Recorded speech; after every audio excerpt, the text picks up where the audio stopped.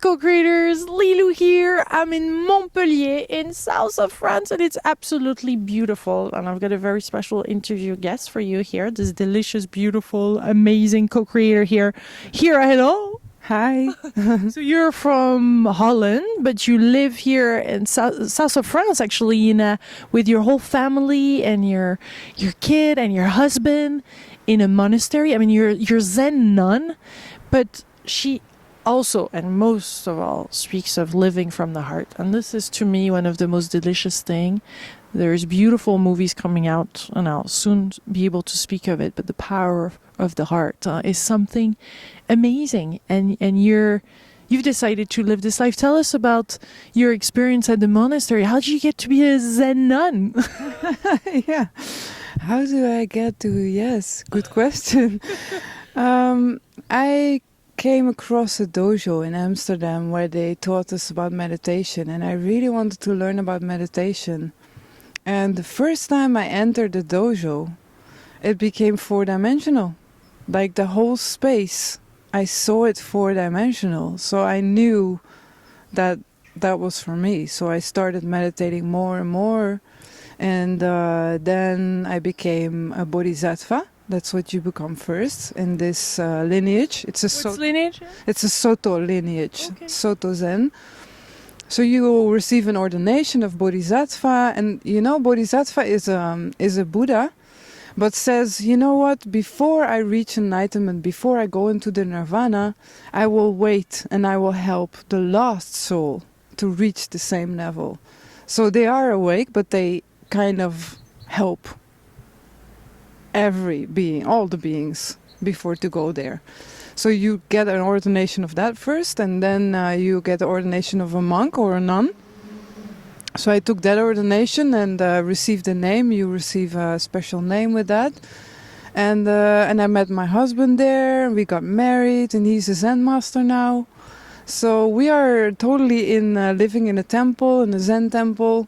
And at the same time, we're living a normal life. We have a beautiful... Travel a lot? Exactly. We have a beautiful daughter. She's 6 years old. She goes to school. We're integrated. We're not only in a monastery or a temple or something.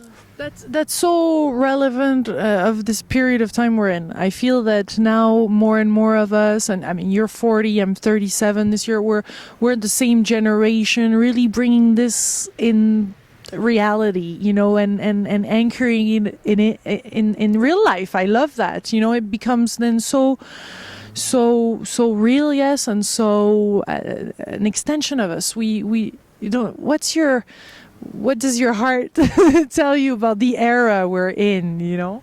Yeah, it's a very special one. It's really special. It's I think in the time that I was born, which is in 1974. Actually, in 1972, in between 1972 and 1974, it was a very special time because the Earth, she was feeling that she was already ascending, but some things needed to be changed. And so she projected, because I don't know if I can go that far, but we are living in a holographic image. Everything that we are living is an image of your consciousness.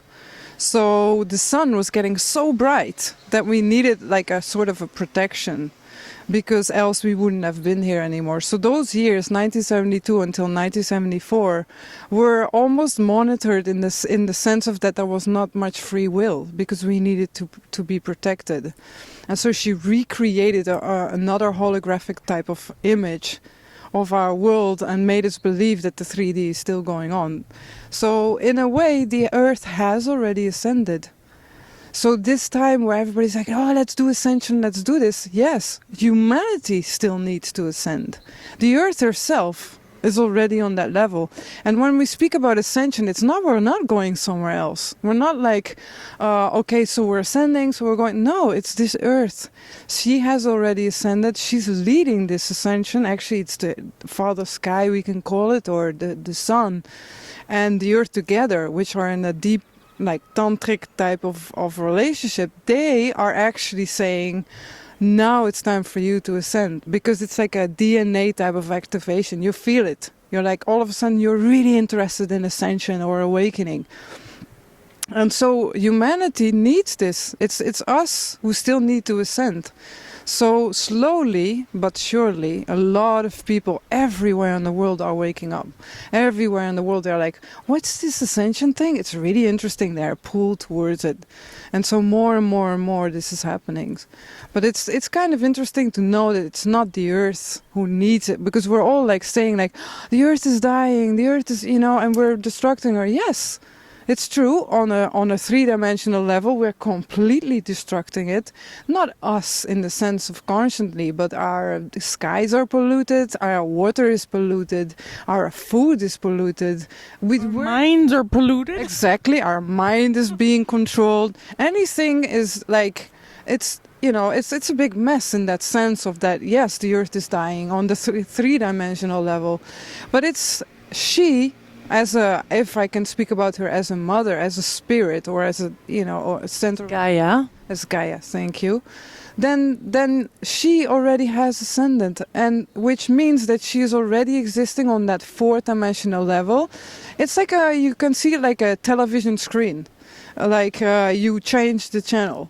That's it. So we as humans have to learn how to change that channel, which is simple. It's another type of vibration that you can attract or learn how to create.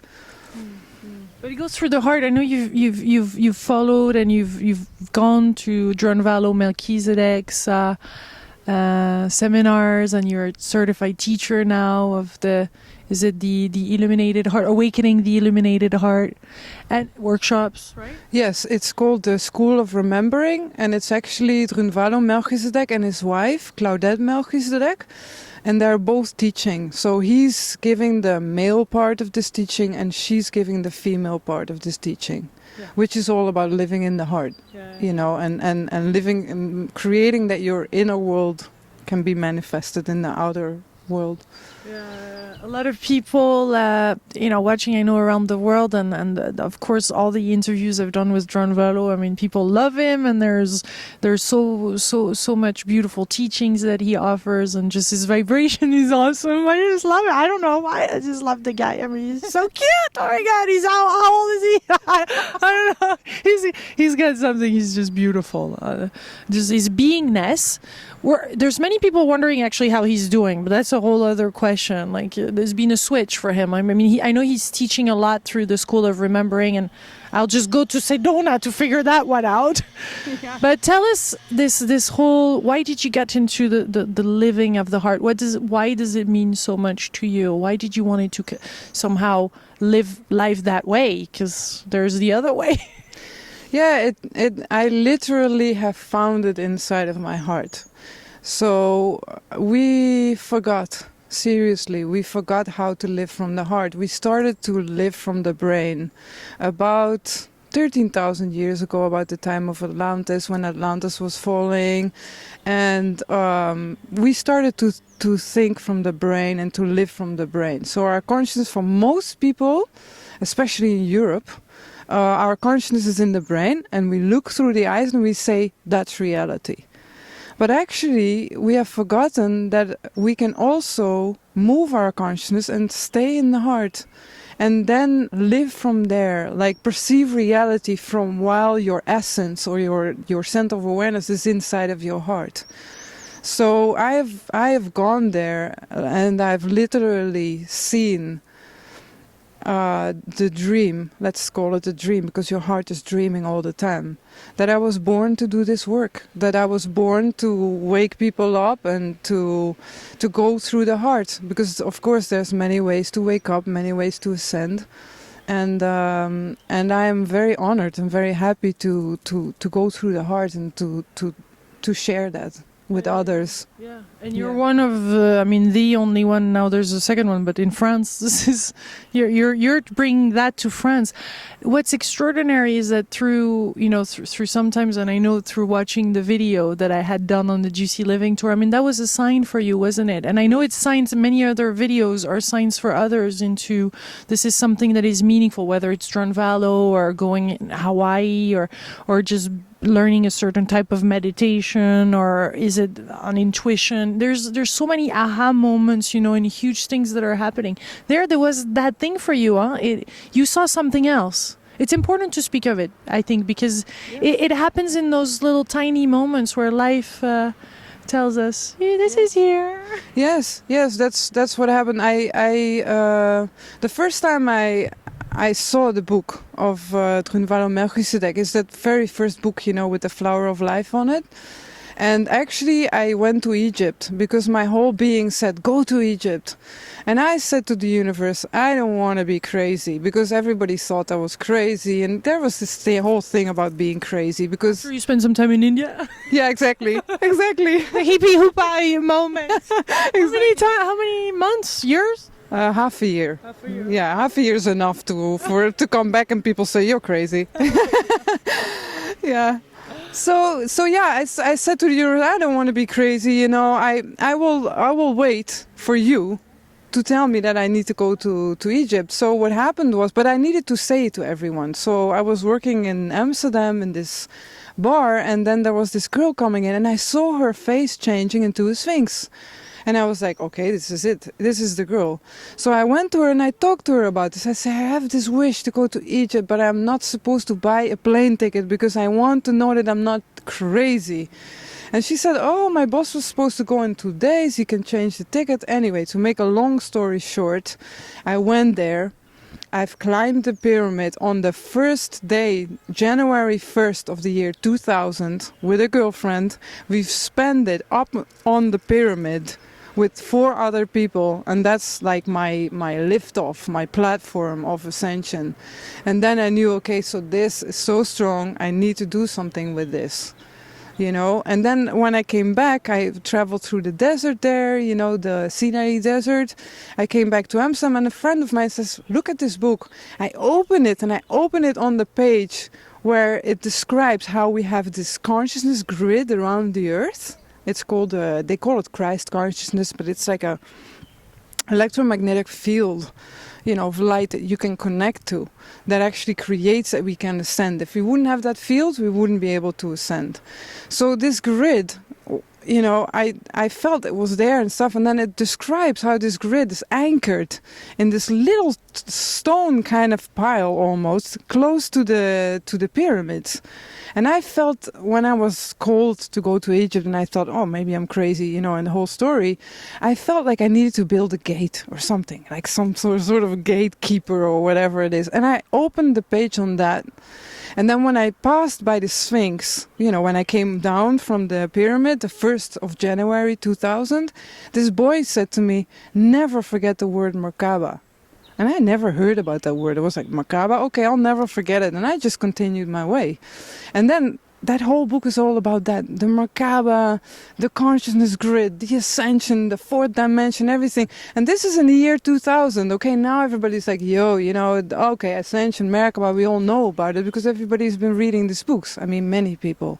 But back in 2000, you couldn't Google the word Merkaba. You couldn't Google anything. So Drunvalo was one of the first people to come out with this knowledge. And for me, it was like, okay, I'm not crazy. This is why I'm here on this earth, to open all these gates for the whole world, And now you can feel it. There's so many children of light. I call them children of light, like you, like me, like so many people watching this video. If probably all watching. Exactly, because if they're not, like people that are watching this video, they are children of light. They want to awake. They want to ascend. Because else they're not watching this. They won't be attracted towards it. So there's so many people, so many children of light waking up everywhere. And it's beautiful. That's why we're here. That's for sure. Yeah. And then but when you saw that video, when I was on the Juicy tour, you saw something in Drunvalo and you said, I want to be a teacher. Right. That's what about that whole... Yeah. Sorry, yeah. That's interesting. No, yeah, we're excited. I mean, that's part of life, isn't it? Yeah, I'm getting off track. Yeah, you're right. Hi. Yoo-hoo! They're getting enthusiastic about us. Yeah, so then, exactly. So I was already attracted to Drunvalo and the whole teaching, but there was something holding me back. And then I saw you interviewing him, your very first interview with him back in 2011, 3 years ago. And it was in the Red Rocks of Sedona. And you, The cowboy hat. exactly, you had the cowboy hat and you were so Love that hat. bubbly, you know, bubbling with energy. And the way that you opened up something for me in him, I saw Drunvalo in a way that he wouldn't be with somebody else, you know, and that spoke to me. And I said, okay, I have to go. And so that's what decided, like, I saw that video and my whole being said, go now to Sedona. You went. And I did. I went there, did the workshop, and then he said, the first thing he said in that workshop was, okay, this is the last workshop I give. Since 14 years I've been doing this, and I'm going to change the whole thing. And in 3 months from now, I'm going to start a new school, which is now the School of Remembering, if you want to become a trainer. And the whole thing started to roll. So I was the last wave, the person on the last wave, and I was the first one on the new wave. And I'm born for this. I know that was the time and that you opened that gate for me. So what's wonderful with you and what a lot of us are starting to do is to wait for those signs or wait for the right moment instead of forcing things to you just kind of stay still. Not, I mean, you don't stay still in the Zen temple, but you're active. I mean you ask questions, you're having conversation, can we say, with the universe or with your heart or Yeah, I used to really work a lot with the universe. So I would say just simple stuff like I want that dress or I want that, you know, and then 2 days later somebody would give it to me. Seriously, like a lot of synchronicities that were already happening in that time. And now it changed into not asking something from the universe anymore, but I realized that source, the universe that we're talking about, is in my heart. So instead of going out and saying, universe, I want this, I want that, or whatever it is that you want to manifest, instead of going outside asking something or somebody or some larger picture, I go inside of my heart and I speak directly to the source that we all are. It's still the same, it's still the universe, but it's inside of my heart. And we all have this, like the whole universe you see out there, we have the same inside. How does he say it, Thoth? He says, as above, so below, so within, so without. And it's literally true. The stars, you can find them in your heart. So for you, the real work is inside. Now, that's really where we need to spend some time, like sitting down and just, what's going on? I mean, what do we do? We're so used to fixing things on the outside. Yeah, true. Just stop. Literally stop. See what happens. Just literally, instead of reacting on automatic pilot, if something happens to you, you just don't know what to do. We always get so stressed in a way. We're like, I need to have a solution right now, you know, and we get kind of stressed. Instead of that, we say, okay, I stop everything, you know, even in the middle of the street. Like, I am like that. I can just, in the middle of the street, I stop. And people are looking at me like, what is she doing? She's closing her eyes, she's not moving. And I'm like, yeah, I need to, right now, I need to tune into my heart, feel where I'm going, what I'm doing, and how I'm going to do it. So it's a good tip. It's like you stop everything. And you retune, you re-feel where you are, what you're doing at that moment. You go in the heart? I go in the heart, yeah. I go in the heart and you can change reality like that. Move your consciousness to the heart? Right. Is it this heart, that heart? Right. It's so it's in your physical heart. So the one that, you know, is beating. So, and you have a consciousness which is of course unlimited, but you also have a center of awareness. So most people, as I said, are, you know, in their brain. So you can choose to move that. So you move it through your body. In the beginning, it feels a bit funny. You're like, can I move through my body? But afterwards, it's very simple. Like you will learn it in not even a day. You know, you'll get it. And then you start moving it, and then you move it inside of your physical heart. So in the beginning, it's a whole adventure. You're like, wow, you're rediscovering the instructions that you have left there for yourself. It's not God or Buddha or whatever you want to call this, you know, divine force. That was a divine one running up the street like a little motorbike. I don't know what it was. Did you hear it? I don't know if you heard it, but you probably did. Yeah. And of course it's all divine, but it's inside. There's another one. It's inside of your heart. That's where it is. It's all inside. So in the beginning you're not used to this. So in the beginning you'll be like I've noticed there's students that don't even recognize it in the beginning. They say, oh, but I wasn't in the heart. But then later they say, but I've heard this amazing music. And then you're like, I didn't put any music.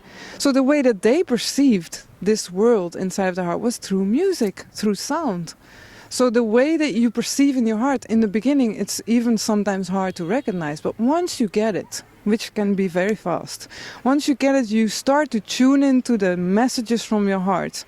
And you can do this very fast, very, very on a daily basis, moment-to-moment basis.